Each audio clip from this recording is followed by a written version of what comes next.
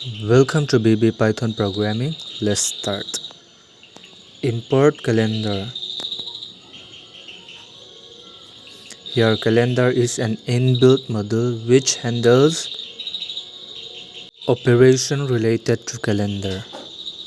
yy equal to int input enter year.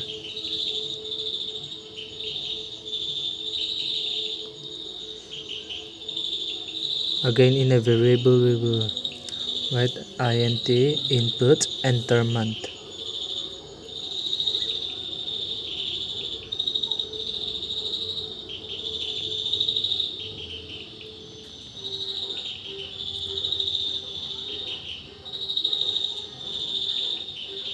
Print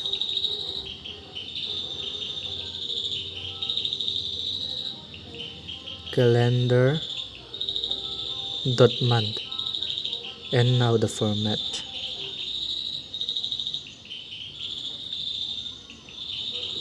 Now let's run our program.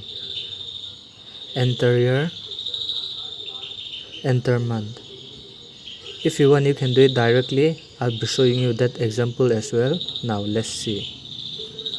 Now it is the same method, so I'll be using music here.